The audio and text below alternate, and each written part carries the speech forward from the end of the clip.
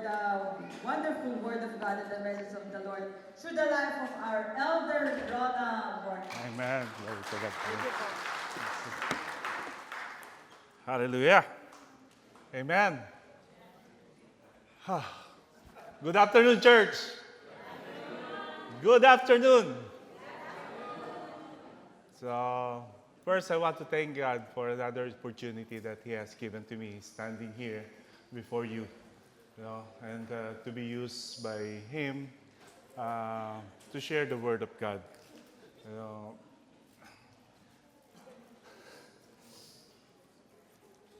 I remember in year 2004 when I first attended our church service. It was Sister Olive who's leading the praise and worship. Now this is my first time also to preach that she's the one leading the praise and worship. So it's not that I have favoritism. No, I love you all, music team. I love you. It's just happened that I just remember it that that year it was my first attempt to our worship service. It was Sister Olive who is singing praise and worship. Amen. So if I ask you, do we still remember our friends during our younger days? Do we still remember friends lang? Wala nang iba. Sama ng tingin ni Pastor Ian sa akin. So, friends lang. So, do you still remember our friends before? What we called friends. Those days that we are having fun together because during our younger days, physical yung interaction. Not unlike now, Gen Z, yung mga millennials, though they are together, but on gadget. Unlike before, it was a physical interaction. Even the games, it's all physical interaction. No? And there's also a saying that tell me who your friends are, and I will tell you who you are. Do you think it makes sense? Amen? So, some says best friends are like Wi-Fi. Best friends are like Wi-Fi. You can see them, but you know that they are always there. Unless you're in a bad spot or in bad position, then they're like, will say, sorry, I can help you right now. So, ganun yung best friend daw. Kapag hindi mo sila nakikita, but you know that they are always there. But if you are in bad position or in bad spot, wala ring connection. Do you believe in that? For sure, there are, each one of us have different stories regarding friends about the past and still our friends in this present time. Amen?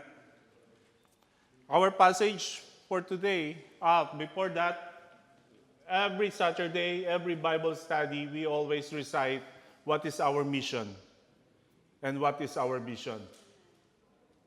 Now, what is our mission?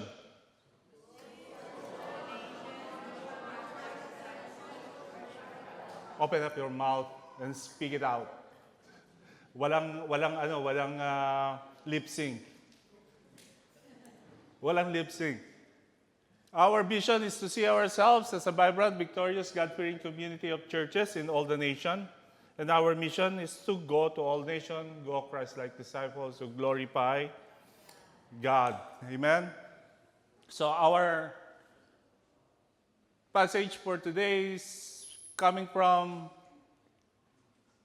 hindi masyadong kita. John 15:13-14. It says, there's no greater love than to lay down one's life for one's friend. You are my friend if you do what I command. Thank you, Lord, for the reading of thy word. Let us pray. Father, we thank you, Lord God, for this day, O Lord God, na ipinagkaloob mo sa amin, Panginoon Diyos. Thank you, Lord God, that it is you, O Lord God, who will magnify, will glorify in our midst today, Lord God. Holy Spirit, be with us, be in the midst of us, Lord God. Help us to understand what your message to us, Lord God, this day.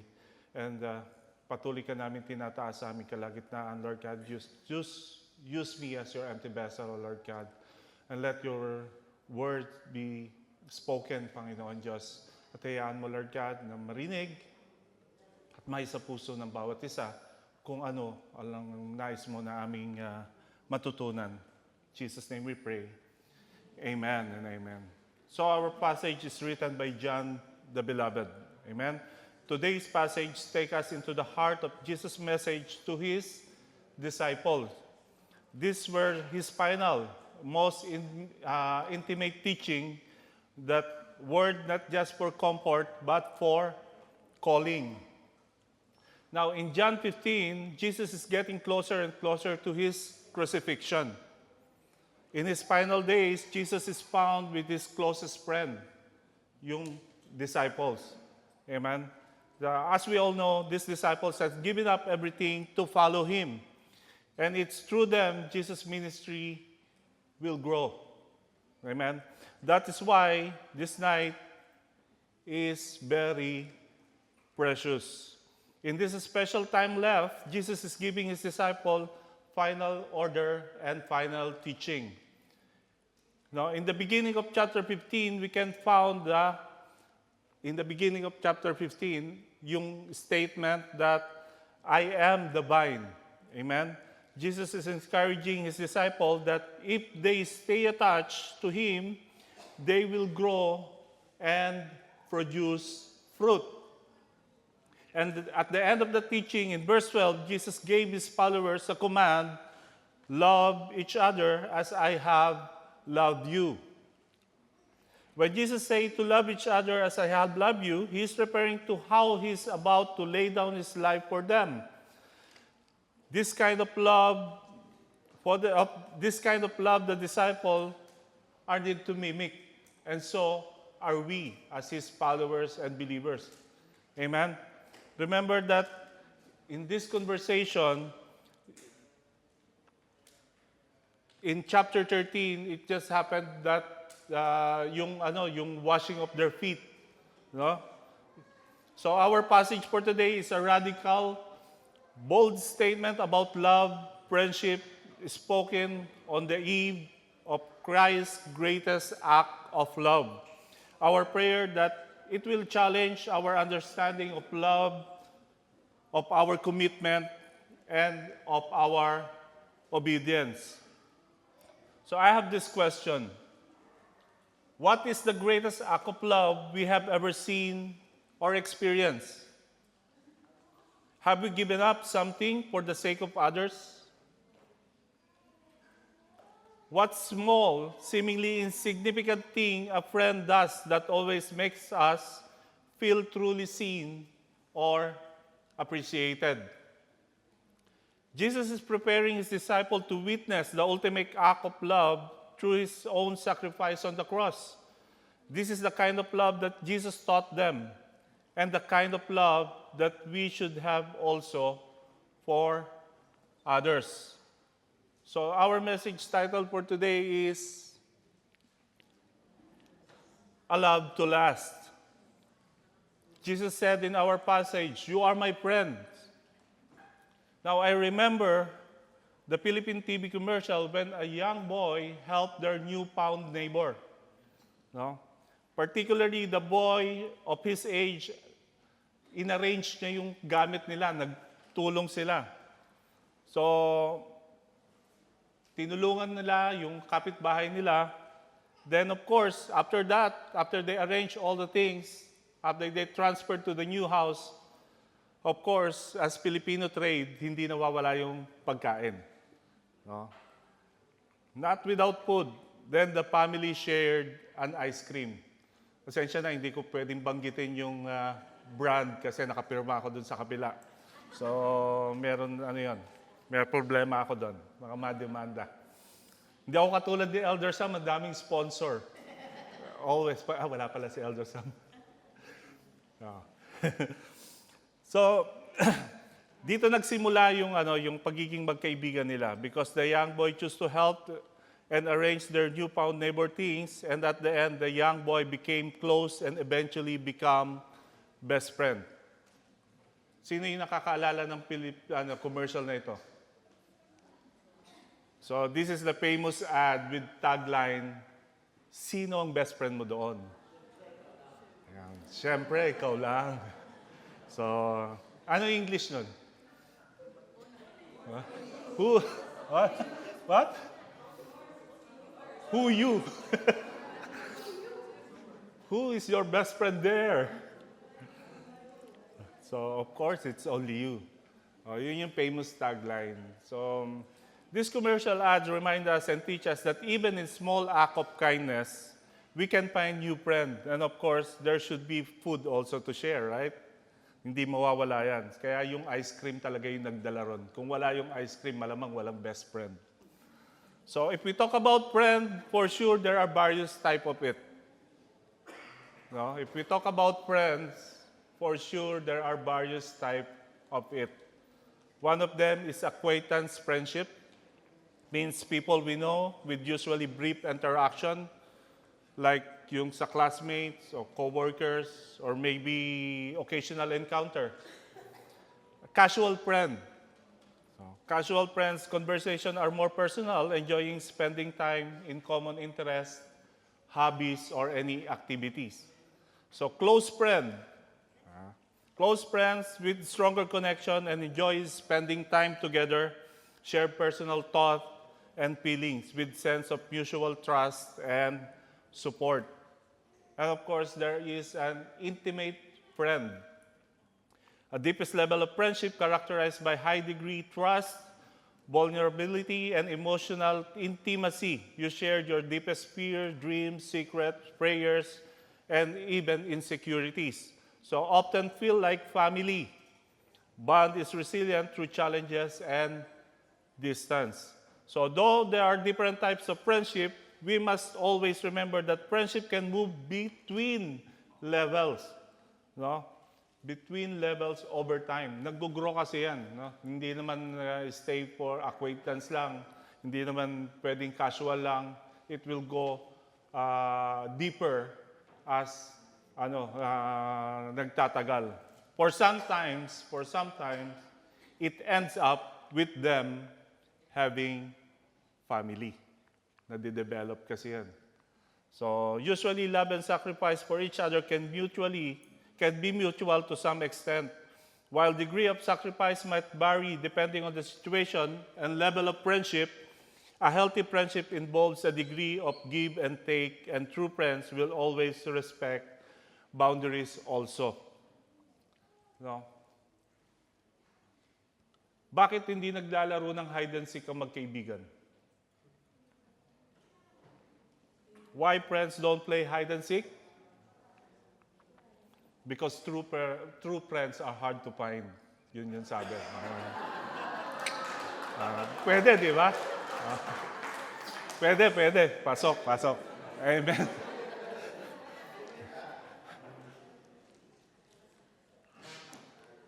Ayan.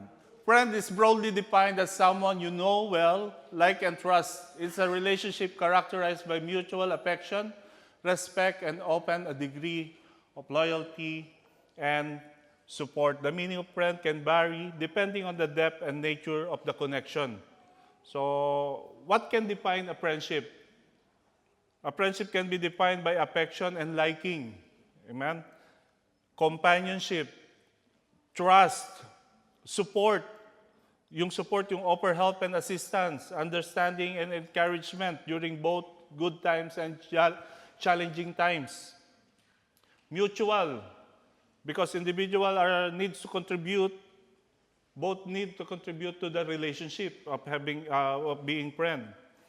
Acceptance, accept who you are, your flaws, and without judgment.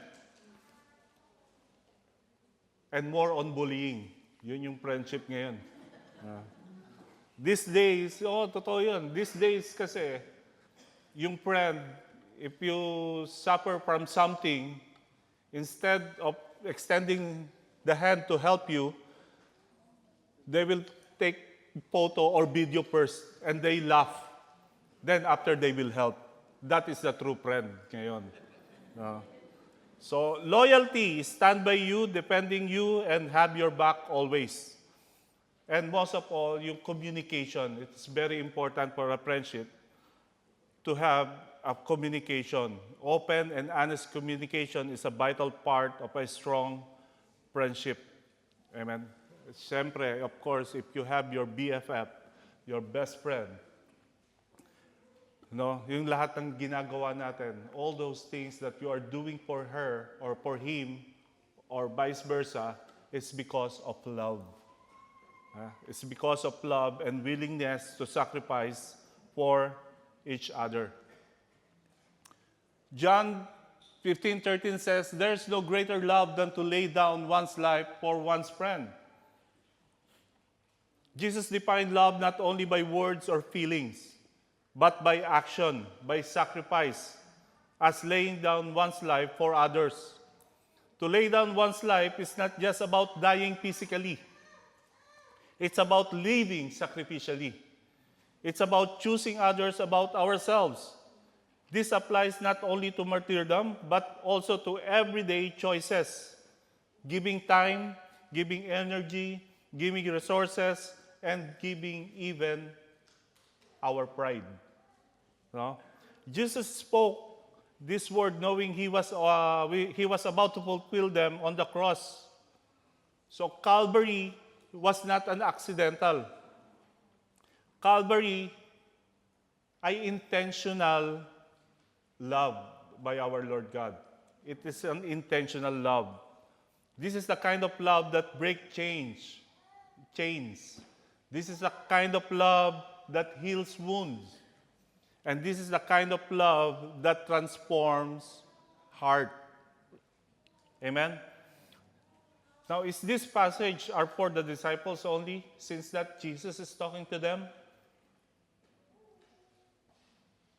Of course not. We knew that it is for all of us. Amen? It is for all of us.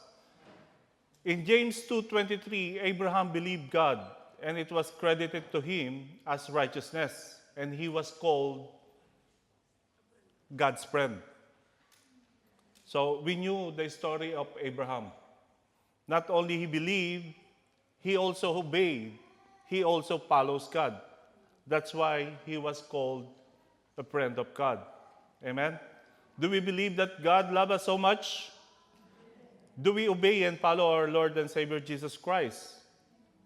If so, then we can say that we are a friend of God.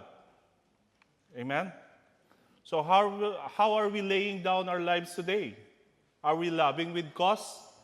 Or are we loving with just convenience? The word greater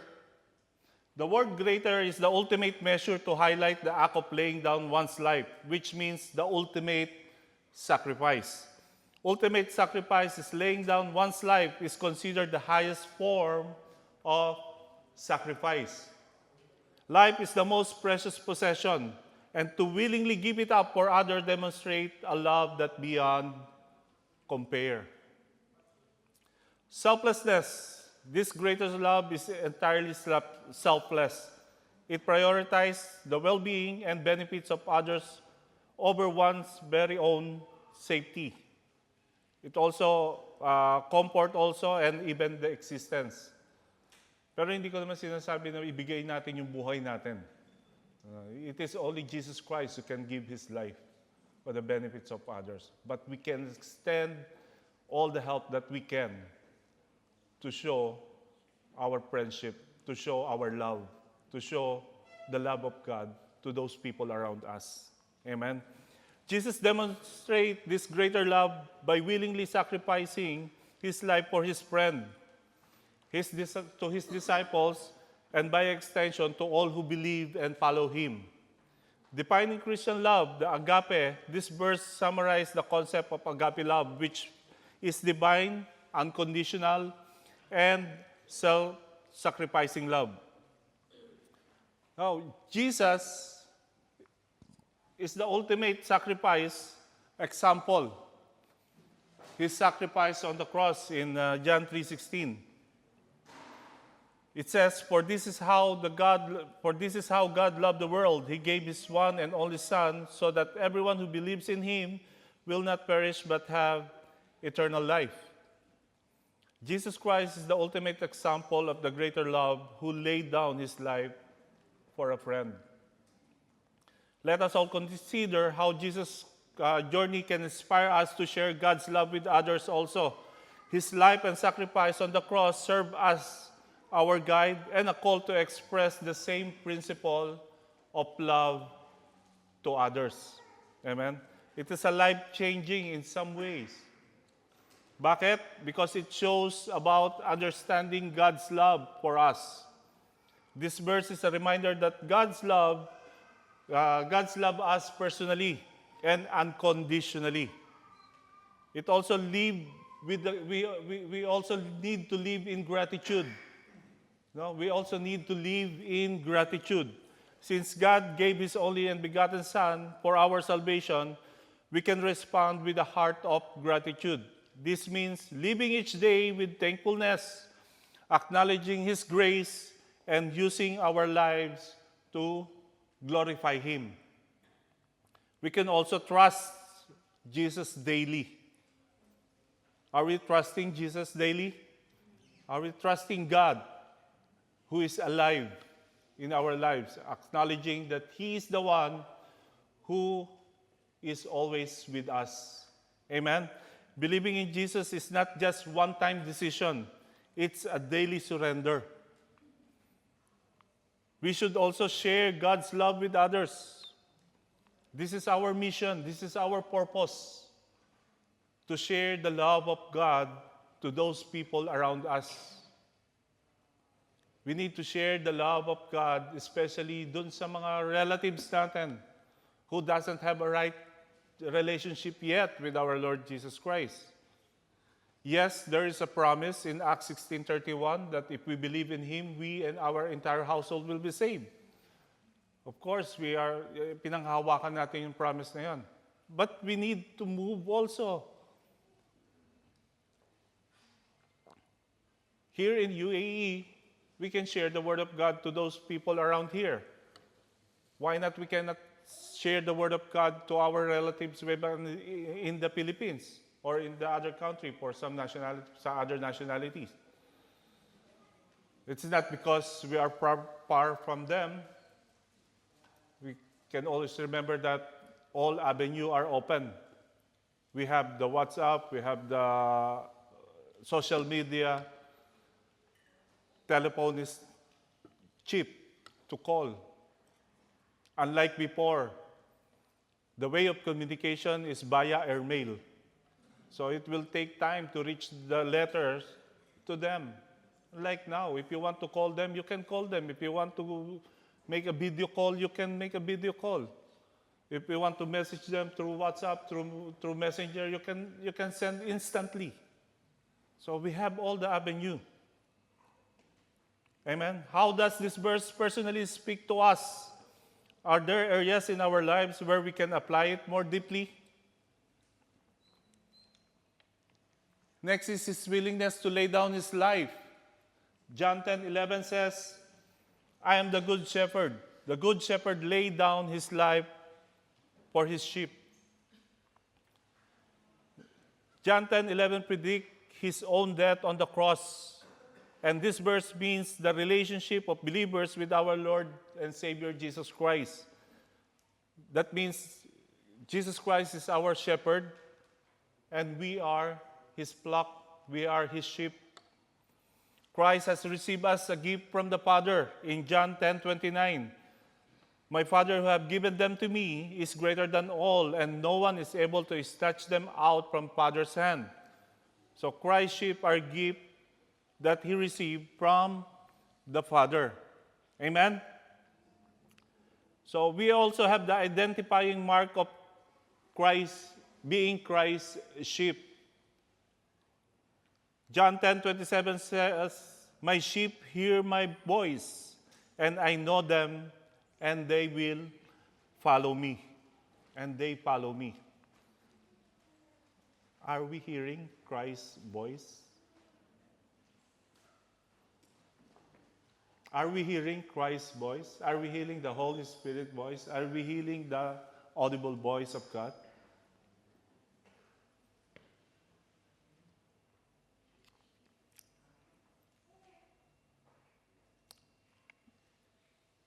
If we are His sheep, it means that Christ knows us completely. Do you believe in that? If we are His sheep, that means Christ knows us completely. John 10:14-15 says, I am the good shepherd. I know my sheep, and my sheep knows me. Just as the Father knows me, and I know the Father, I lay down my life for the sheep. So there is nothing we could ever tell that Jesus doesn't know about ourselves. He knows us by our names. He even knows us. He even knows the strand of our hairs. So there's nothing we can hide from Him. Kahit makapal yung ceiling, kahit pa nasa ground floor tayo, underground basement parking pa tayo, He knows us and He can see us. He knows what we are doing. So nothing we can hide from our Lord and Savior Jesus Christ. The Good Shepherd knows what we need, and He can give us what we need at precise time, or on the time that we need it. Christ gave Himself for us. Kasi nga, He laid down His life for us. When He was scourged and beaten, it was for us. When He was condemned to death, it was for us. When He was hung on that cross in agony, it was for us. Never forget that Jesus chose to submit to God's will, chose to suffer and die for us. This was not imposed on Him. He gave Himself willingly because Christ called us and brought us to Himself. No? When we accepted Jesus Christ as our Lord and Savior Jesus Christ, we are aware that there was something going on beyond our believing. Somehow He called us. Somehow Jesus brought us. He did not stand back and wait to see if we could come to Him. Hindi niya tayo inintay. Hindi tayo yung namili sa Kanya. He chose us. It is not yung qualified ka to be with Him.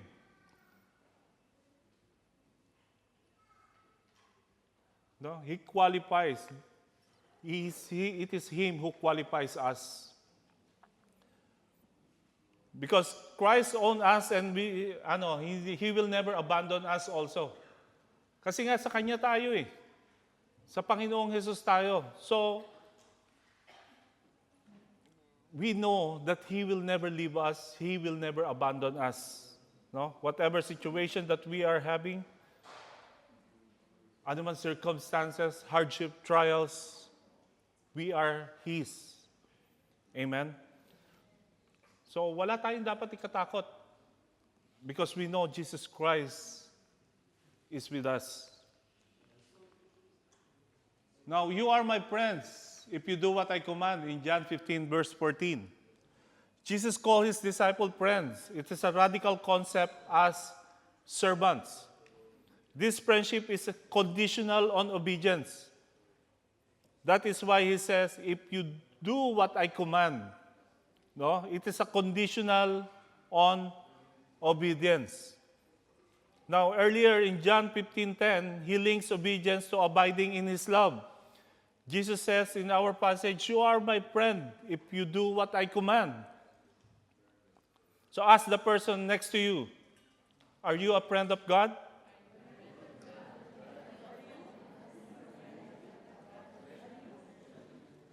What is the answer? Ano daw yung answer?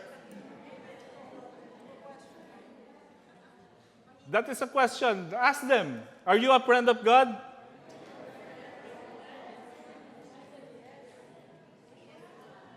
If the answer is yes, of course.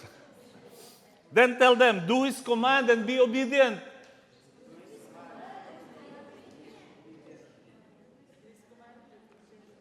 Do His command and be obedient. Because Jesus Christ told, you are my friend if you do what I command. Hindi lang dahil we believe. That's why we call Christian. Believers and followers, not only believers. If we follow Jesus Christ, we have to do His command. What are these commandments of the Lord Jesus Christ? Matthew 22:37-38 says, you must love the Lord your God with all your heart, all your soul, and your mind. This is the first and greatest commandment.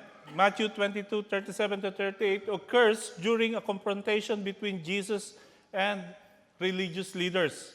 In response to a legal trap, Jesus affirms that loving God with everything is the first and greatest commandment. This wasn't new idea, but He brings it back to center stage, showing that love, not law, keeping alone, is the true measure of faith. Love for God is the foundation of true faith. It is not just about obeying laws, but having a whole person, devotion, our heart, our emotion, our soul, our spiritual life, our mind, even our intelligence. Amen? Love is the core of the covenant. Jesus is showing that God desires relationship, not just religious rituals. Jesus also links love for God with love for people, showing that you cannot separate the two. The next one is John 13:34-35. So now I am giving you the new commandment. Love each other just as I have loved you. You should love each other.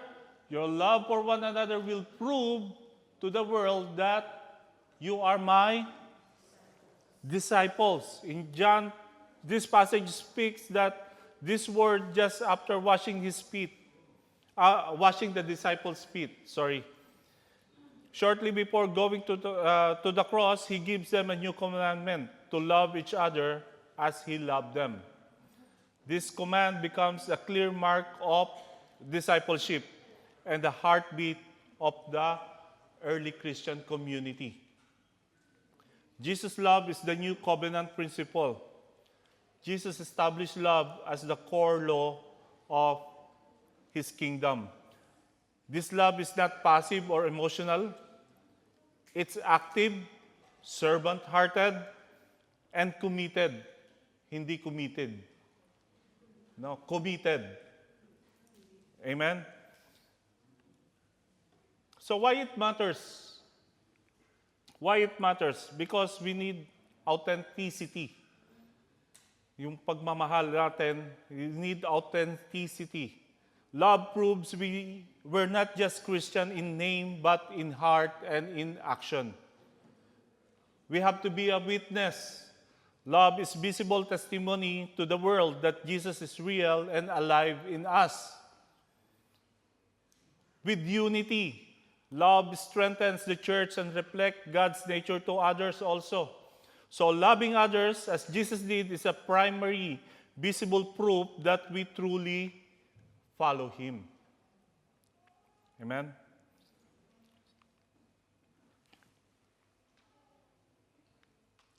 So how is our love for and obedience to Christ revealed? Through our daily action and choices. As a Christian, we must follow His teaching and living according to His ways. Let us remember that obedience to God is not about legalism, but a natural response to His incredible sacrifice for us. Again, obedience to God is not about legalism, but a natural response to His incredible sacrifice for us. True obedience to God is not just rule-keeping, but wholehearted devotion to Him and love for others. So how can we live our life as a friend of God and as a followers of Christ? Do we really believe and follow our Lord Jesus Christ? Are we obedient to His command?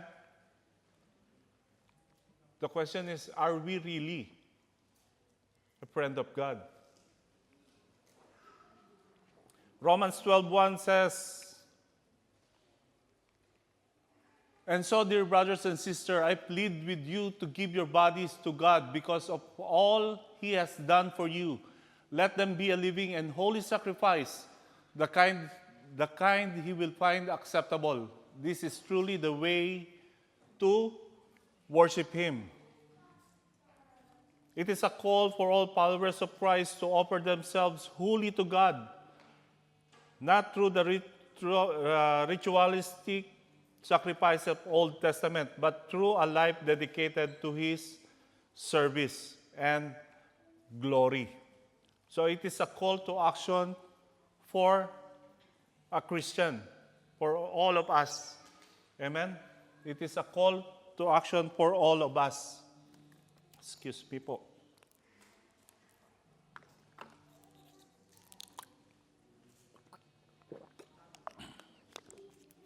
Now, as the passage said, living sacrifice signify a total surrender to God, and it involves the dedication of one's entire being.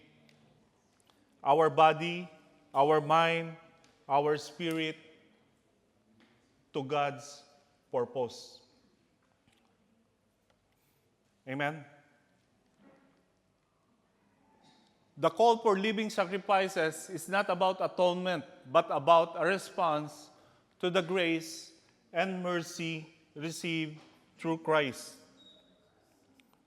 In Philippians 2:3-4, do nothing from selfishness, or empty conceit, but with humility of mind regard one another as more important than yourselves. Do not merely look out for your own personal interest, but also for the interests of others. Now, living sacrifice also reflect the transformation that occurs in believers' lives. Kasi nga hindi tayo self-centered. No? We are now already aware of others. The instruction of Paul to the Philippians is very clear. Transformation is both an inward renewal and an outward expression of God's love and will in our lives. Transformation is to start from ourselves. Hindi yung sugod agad tayo ng sugod. Magbago ka, ganito ka. Samantalang tayo, wala pa nangyayari sa atin. No? Loving others means loving ourselves in the Lord. We are not capable if we rely only on our own. We are nothing without God. We cannot do anything without God. It's all about Him. It's the leading of the Holy Spirit. Amen? So, what are the practical applications that we can do for us dito sa transformation na ito? Worship and devotion. Worship extends beyond church services to encompass daily life. Believers are called to live in manner that honors God, reflecting His character in their action and decisions. We also have service and ministry. Offering oneself as living sacrifice includes serving others. This service is not limited to formal ministry roles, but includes acts of kindness, charity, support within the community. Moral and proper living, a life of sacrifice involved adhering to biblical principles in all areas of our lives, including personal integrity, relationship, and professional conduct. Stewardship, recognizing that all our resources, time, talents, and treasures are gifts from God. Amen? God believers are called to use them wisely for His glory also. Hindi yung pansarili nating kapakanan lang. Pero wala namang bawal doon. No? If you are able and capable, as long as you dedicate your resources sa Panginoon. Kasi nga, binibless din naman talaga niya tayo. Amen? Suffering and perseverance. Embracing a sacrificial life may involve enduring hardship for the sake of the gospel. As Paul writes in Philippians 1:29, "For it has been granted to you on behalf of Christ not only to believe in Him, but also to suffer for Him." The call to be a living sacrifice is deep and all about the aspect of Christian faith. It challenges believers to live in a way that is distinct from the world. Now, fully devoted to God and reflective of the transformative power of the gospel.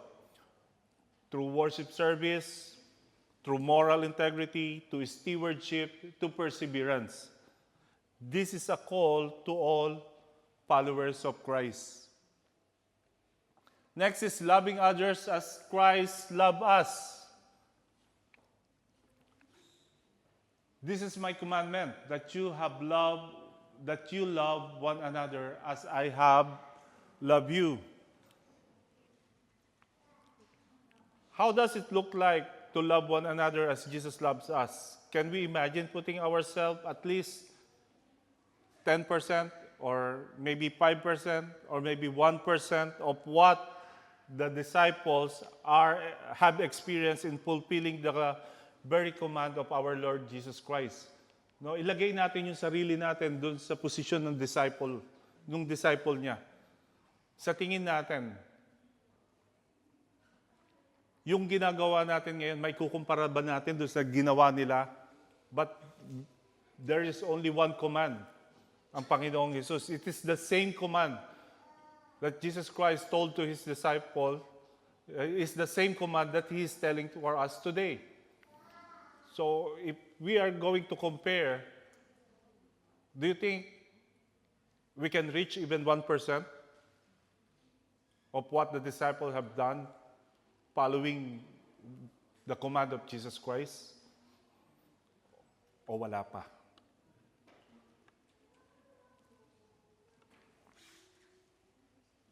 First John 4:11 and 12b. Dear friends, since God loved us that much, we surely ought to love each other. But if we love each other, God lives in us, and His love is brought to full expression in us. So how could they love others with the same unconditional love that Jesus demonstrated time and time again?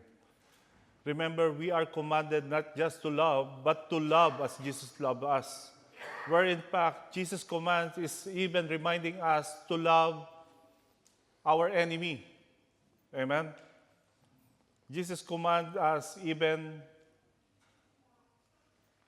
kaya ba natin yun? Love your enemy.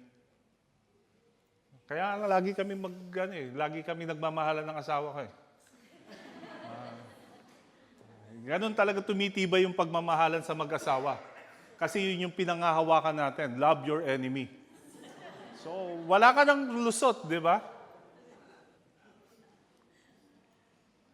Loving out our faith through love. What good is this? Dear brothers and sisters, if you said you have your faith, but you don't show it by your action, can that kind of faith save anyone? Suppose you see a brother or sister who has no food or clothing, and you say goodbye and have a good day. Stay warm and eat well.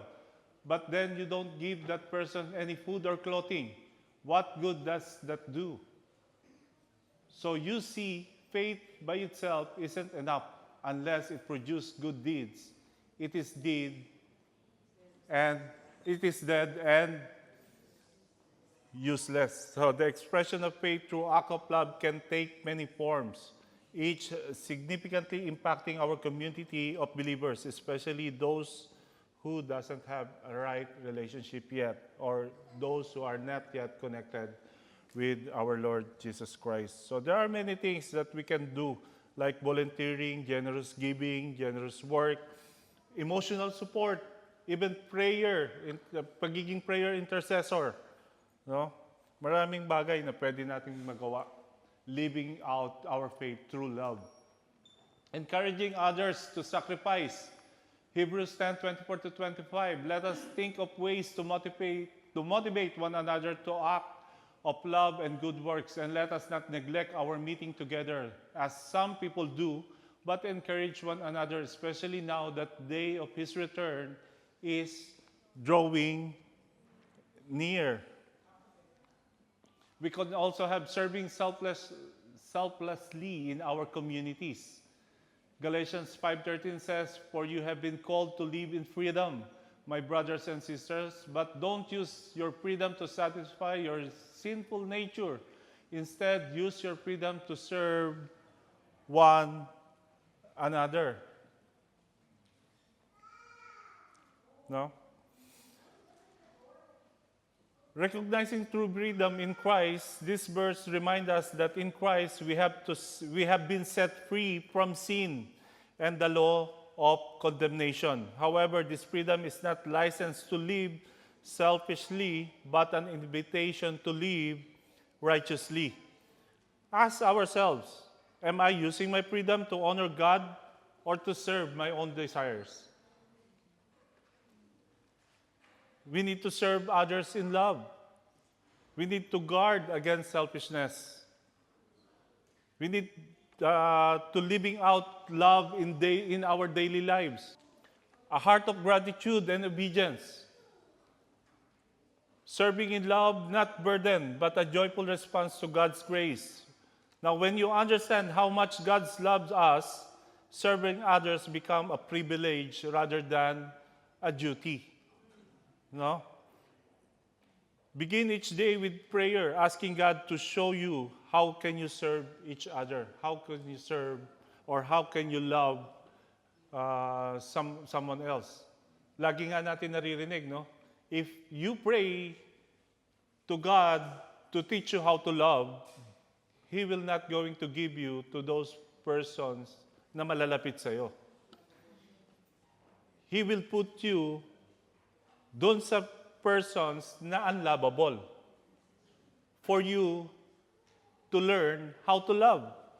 Because if He put you to your sister or your brothers, they are lovable already. So you cannot learn to love. So definitely God will put you to those people that are unlovable. Amen? Kaya hindi tayo pinapahirapan ng Panginoon sa tingin natin. Amen? So how this declaration of sacrifice challenge or encourage us in our current season of life?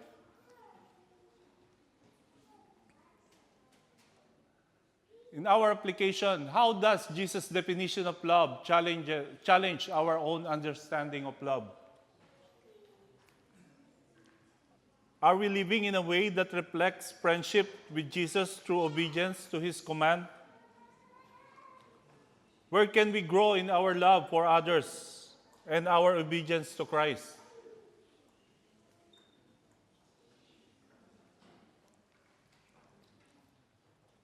Jesus' sacrifice was costly, but it was given freely out of love. When we truly grasp the price He paid, it should transform the way we live, leading us to love, commitment, obedience, humility, worship, and with bold faith.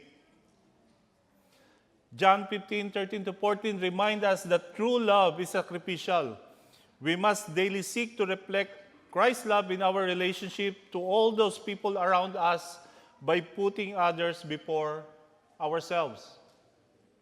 This is not just a reminder for us as a Christian, but a call to action. We should lay down our life daily. We should lay down our lives daily. We should walk in friendship with Jesus closely. And we should obey His command joyfully. This act or this kind of love for the world needs. This is the kind of love the church must show, and this is the love because this is the love that changes everything.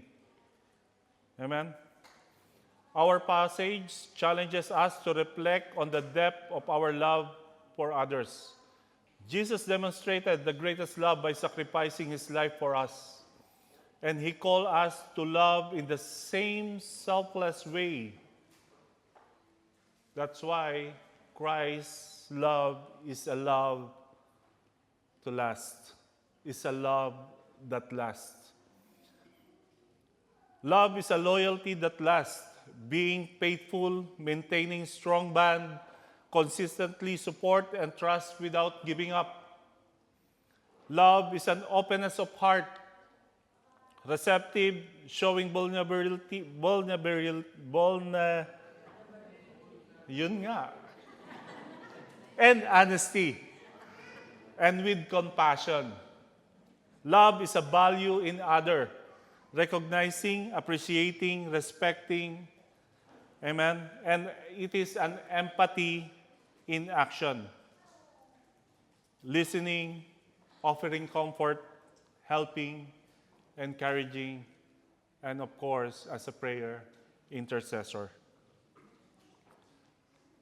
In our conclusion, it says, we know what real love is because Jesus gave up his life for us. So we also ought to give up our lives for our brothers and sisters. Amen? Amen. Let us call the music team and let us sing that second to the last song that we have seen. Yes. Before we close in prayer.